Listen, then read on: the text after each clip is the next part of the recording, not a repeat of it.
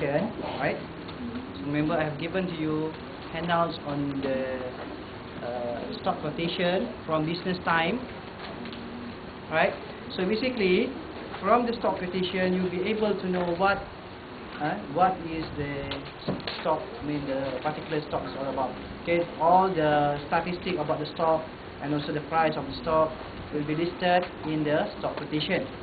So if you look at the www.klsc.com.my, I have already mentioned to you to just to browse on the www.klsc.com.my. Okay, the first page is this. This is the first page. You can see this is the www.klsc.com.my. This one is not the address. Okay, this is because I already saved it in my diskette. So you just mention that for post.html. Okay, basically you have to type www.klsc.com.my. Okay, this page will appear on your screen. So basically there are a lot of information that you can always get from or obtain from this website. Okay, there are two languages. Okay, we have English and also we have the Malay language, right?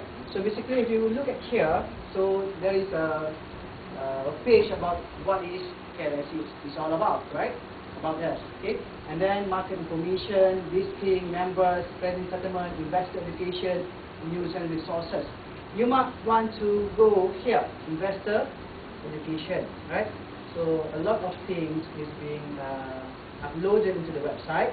You can always browse and then find information about the stock quotation, the rules and regulation, how to apply stocks. Okay, they are all listed here. So basically, there are a lot of other information that you can gather from the website. For example, if you go down to the bottom of the page of the website, you can see there are a lot of other links, we call links, ataupun pautan. In bahasa Malaysia we call pautan. Okay, you can go for MCD scan, KLSCIS, and all that. Then this is REAM. Okay, this is rating of the bond. Sometimes the rating of the bond is being done by REAM. Okay, so you know, for example, AAA bond, BBB bond. Okay, this is all done by this organization, right? So if you look at this, I want to show to you on this particular page. Let's see market information. Let's see here. Okay. Right, before that, we will have to open this one first. Okay. Now let's see if you click on the investor education, right? The one that I mentioned before. This page will appear. Okay. This page will appear. You have a lot of information here that you can always get. Okay. The first one is, do you want to buy and share and sell shares on the KLSC, how to apply for IPO, okay, trading procedures, right, when you are in the stock market, okay, snapshot of market information in newspapers, right, type of securities traded, and all of this, right, you can always go and just browse now, it's just for fun, okay. Come on, why? Okay, we continue on. Okay, if you look at here, okay, you can these are all information that you can obtain from the KLSC and investor education. Okay, I would like you to go to snapshot of the market information in the newspaper. Okay, you have to click here, and then this page will come up. Okay, this page will appear. Okay, this page will appear. You will have these yellow boxes, right? So this is the year high, year low, stock code, stock counter, okay, closing, plus or minus percentage, lots traded, days high, days low, dividend yield, price earning ratio, market capitalization, NTA per shares. Okay, if you click here, okay, the explanation about this will appear in this box. Okay, for example, what is year's high? Okay, it will give you an explanation about what is year high. For example, year high is the highest price during that year. Okay, the highest price of the stock during the year. Okay, so basically you can just click and this information will come up. Okay, that information will come up. Alright, so when you want to look at the stock prices, okay, in the stock quotation, right? For example, this one. Okay, you can see that we have volume, slots, okay, rank, stock code, stock, okay, market capitalization. MCAP stands for market capitalization, okay, rank, okay, week closing, okay, week plus or minus, okay, which is the percentage or in term of cent, okay, and then year high and low, dividend yield, and then dividend coverage, PE ratio, NTA per, okay, that is cent, and also year end. Okay, this one I think you have already know what is it, right? Okay, lots of volume or lot. That means that actually how many volumes are being traded that day. Okay, 36,000, right? 36,000. Okay, 1,000. And then you look at rank. There's the rank of the volume being traded. Okay, and then we have stock code. Okay, that are the stock code. So for example, the stock code for NTEC group is 5056. Okay, that is stock code. And then the market capitalization. Okay, market capitalization actually is how much are your stock being traded. Okay, the price, and then multiply with the volume of stocks in the market. Okay, and then rank, week closing. Okay, the week closing is the price, okay, latest price for that week. Okay, week closing.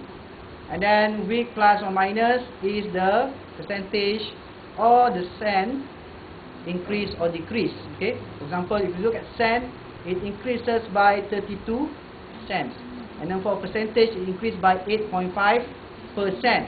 And then year high and year low means that, okay, year high, the highest the stock price goes for NTEC is 408, the lowest is 170, right? Dividend yield is 1.7, dividend coverage is 2, PE ratio is 29.3, NTA is 153, and year end is December. Okay, year end is means that when does the company close its account? Okay, that is year end. Okay, year end December or maybe March, April, depending on the company policy.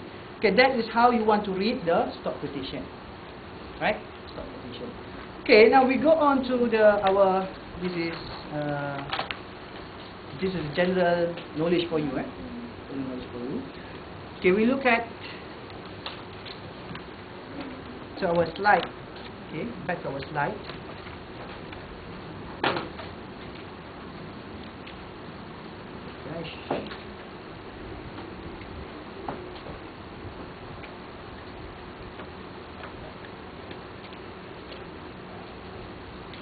Okay, the stock quotation in your textbook is from New York Stock Exchange, so it might be different from the Malaysian stock market. Okay, New York, that one is New York Stock Exchange. Okay, we continue on from our last coverage. Start from the stock quotation. Okay, now we start from the how to value the common stock. Okay, how to value the common stock. We have learned how to value the bond. Okay, now we are learning how to value the common stock. So now you must be able to know that the bond market is actually the debt market. Common stock is actually the equity market. So we have two types of capital, which is the debt and equity capital, as I mentioned before in our previous lectures, right? So the stockholders expect to be compensated for their investment in a firm share through periodic dividends and capital gains. There are two types of earnings from holding stocks. One from dividend, the other one is from capital gain. What is capital gain? Okay, capital gain for example, you buy the stock, okay, for a price of 1 ringgit today, and then 1 year after that, the stock price has increased to 2 ringgit. Capital gain is the differences between the cost and also the selling price of the stock 1 year from today. For example, 2 ringgit minus 1 ringgit, your capital gain is 1 ringgit. So that is capital gain. Okay, dividend is the amount that you should be receiving at the end of year. Okay, at the end of year, after you have minus tax and interest, and then the company will give dividend to the stockholders. So these are the two types of mechanism, okay, which the stockholders expect to be compensated. Okay, investors will purchase shares when they feel they are undervalued, and sell them when they believe they are overvalued. So what is undervalued and what is overvalued? Okay, undervalued. Now let's see the market price. Okay, if you look at the textbook, okay, the first few pages in chapter 7, right? If you look at the textbook, already it has elaborated very detailed about the overvalued and undervalued mechanism. Okay, so basically, undervalued, stating that when the share is undervalued, okay, the investors will purchase the share. Okay, will purchase the share. Okay, why do you think that they will purchase undervalued shares? Why do you think? Cheap. Okay, let's see, the market value is 2 ringgit. The value of the share is actually, okay, we have market price, market 2 ringgit. Okay, value, actual value is 1 ringgit. Do you buy or do you sell? Sell. So what if market value is 2 ringgit, value is 3 ringgit?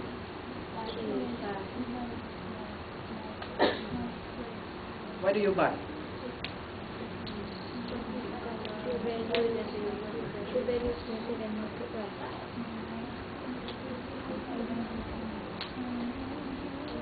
Okay. Which one buy? Which one you sell? This one? Why do you sell?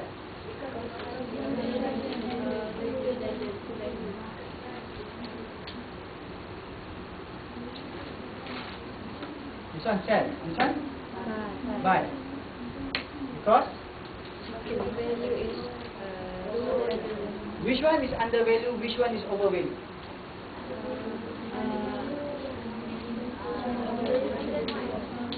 This one. This one? Overvalue. Okay. So overvalue and undervalue. When we talk about investors, they will buy undervalued shares, and then they will sell overvalued shares. Okay. Okay, that one is okay. If you look at the system, okay, when they buy the undervalued shares, the price, okay, will go up, and then they will have an equilibrium point again. So these shares will have equilibrium again. Okay. Well, if we look at the system, okay, we have the efficient market hypothesis. Okay, I will discuss about that after this. Right? So market efficiency. Okay. Right. Market efficiency. We are saying that the market is efficient. Okay. Market is efficient. Okay. Why we say market is efficient? Okay. Investors base their investment decisions on their perception of an asset risk. Right. That is undeniable. Right. So we base on our investment decision based on the risk. So we look at the risk of the stocks. We look at the risk of the stocks. If the stock has high risk, some of the investors don't want to invest unless they have a higher return, right? So we will perceive decision making on any investment based on the asset risk, right? So in a competitive market, the interaction of many buyers and sellers results in an equilibrium price, the market value for each security. So basically, you look at the stock market. Okay, stock market is actually, you can see that a lot of stocks are being traded, right? Okay, for example, Antec, how many stocks are being traded for that day? 36,000, right? Okay, so a lot of stocks are being traded. When a lot of stocks are being traded, we will find an equilibrium point. Okay, equilibrium point. This is the equilibrium point. Okay, so this equilibrium point will be your market price. Okay, market price. So this is the price. Market price. This is the quantity. Okay, if you look at Antec just now, it is 36,000 something. That is the volume being traded, 66,000. Okay. And then if you look at the market price, there will be a market price for Antec. Okay. What is the market price? Is the equivalent point of that the buyer and the seller. Okay. Because there are a lot of sellers, there are a lot of buyers in the stock market. Okay. So that is the value, market value of each security. So this price is reflective of all information available to market participants in making buy or sell investment decision. So basically, when you want to buy or want to sell any stock, you will base your decision on the information that are being published and being publicized, right? Because sometimes if you want to buy, for example, just a layman term, you want to buy a book, okay? You will have to know what is the information about the book, okay? What is the content about the book, okay? And what is the price of the book. So you base on all the information that you gather, okay? So in efficient market, we are saying that all buyers and the sellers will have all the information, okay? Will have all the information. So basically, it will reflect the price. It will reflect on all information available to the market participants. So if you want to get the information, where do you go? Okay, for example, you can go to KLSE and then just find from the company listing. Okay, there are a lot of information being advertised there, being publicized. Okay. Okay. So now you look at the market adjustment to new information. Okay, when there is a new information in the market, okay, the price of the stock will also adjust itself to the new information. Now let's say, for example, the stock price for, let's see one example here. For example, we look at Putusan Melayu.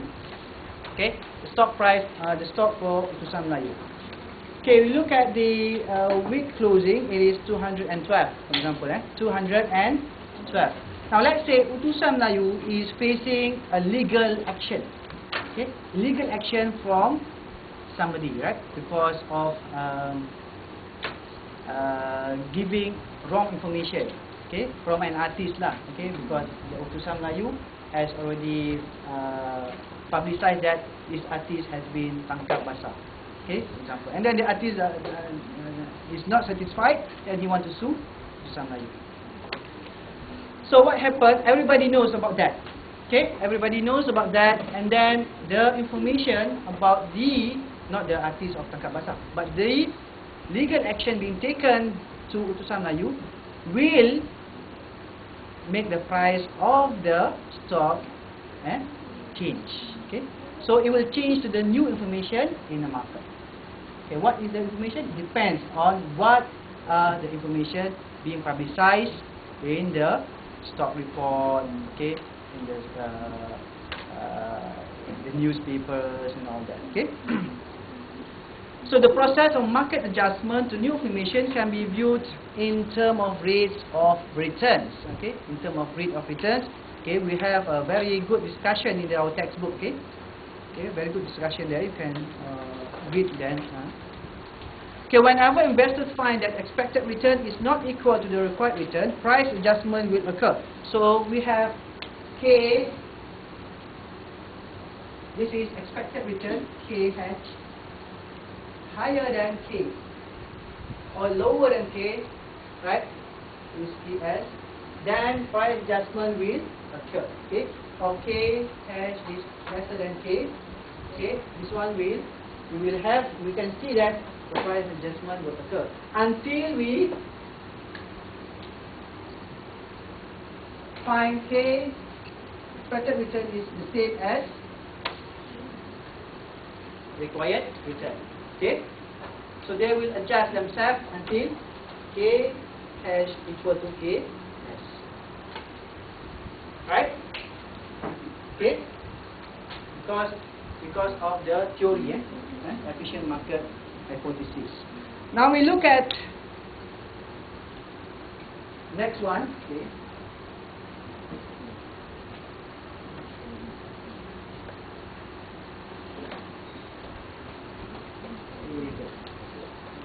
Okay, if expected return is greater than required return, the investor will buy and bid up the price until new equilibrium price is reached. Okay, so when expected return is higher than the required return, okay, we'll buy the stock. Okay, we'll buy the stock. Okay, K hash is higher than KS. We'll buy the stock because you're expecting that the stock will be giving you more return than the required return. So that's why you buy. But if the expected return is lesser than the required return, then you will sell. Okay, you will sell because no point holding because your expected return is lower than your required return. Okay. So the opposite would occur if the required return is greater than the expected return. So when K hash is greater than KS, we buy or sell? Buy. K hash is lesser than KS, we sell. Okay, that is the rule of thumb. Rule of thumb. Rule of thumb. Now, but basically, we have the efficient market hypothesis, or what we call EMH. Okay, efficient market hypothesis. Okay, what does EMH is all about? Okay, so EMH actually, which is a basic theory describing the behavior, okay, of a perfect market, okay, especially states securities are typically in equilibrium, meaning they are fairly priced and their expected return equal their required return, and at any point of time, security prices will reflect all public information available about a firm and its securities, and these prices react quickly to new information. So these are the two basic theory of the EMH. K hash must be equal to KS. Right? So that's why you will adjust it accordingly. So we will have that, and also securities prices will reflect all new information. Okay, all information being publicized. But as you can see, have you listened or heard about the insider trading? Insider trading. Insider trading